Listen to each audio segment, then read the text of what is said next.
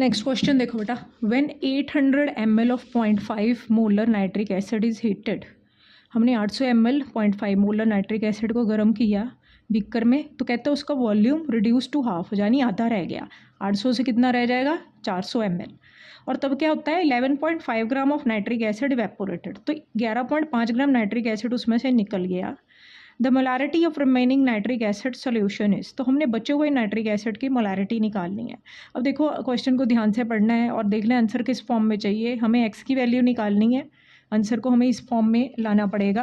तो उससे पहले हमें रिमेनिंग सोल्यूशन की मोलारिटी निकालनी है, लेकिन उसके लिए भाई पहले मोलारिटी निकालने से पहले हमें रिमेनिंग सोल्यूशन निकालना पड़ेगा।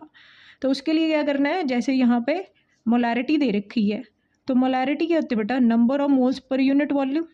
यहाँ से हम इसको नंबर ऑफ मोल्स में कन्वर्ट कर सकते हैं।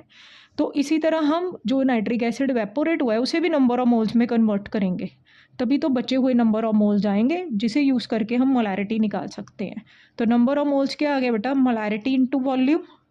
मोलारिटी इंटू वॉल्यूम, मिलीलीटर में या लीटर में कन्वर्ट करना है तो डिवाइड बाय 1000, ये आ जाएगा 0.4 नंबर ऑफ मोल्स। ये नंबर ऑफ मोल्स कौन से है, इनिशियल नाइट्रिक एसिड के। अब जो इवेपोरेट हुआ है नाइट्रिक एसिड उसके मोल्स क्या आएंगे बेटा, वहाँ पे दिया हुआ वेट, तो नंबर ऑफ मोल्स क्या आएंगे, given mass over molar mass. Molar mass nitric acid का 63, ठीक है। ये आ गया मेरे पास, कितना इवेपोरेट हो गया नाइट्रिक एसिड। तो लेफ्ट कितना होगा बेटा, बचा हुआ नाइट्रिक एसिड कितना होगा, 0.4। इनिशियल अमाउंट में से ये इवेपोरेटेड वाला अमाउंट माइनस कर देंगे।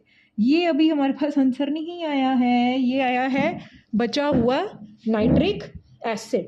अब इसको हमने कन्वर्ट करना है मोलारिटी में, क्योंकि आंसर क्या पूछा है, गिवन अमाउंट, जो लेफ्ट अमाउंट है उसकी मोलारिटी। तो मोलारिटी क्या आएगी बेटा, number of moles per unit volume. तो नंबर ऑफ मोल्स आ गए, वॉल्यूम हम नया वॉल्यूम लेना है जो कि 800 से कितना रह गया था, 400 मिलीलीटर में चेंज करेंगे इनटू 1000।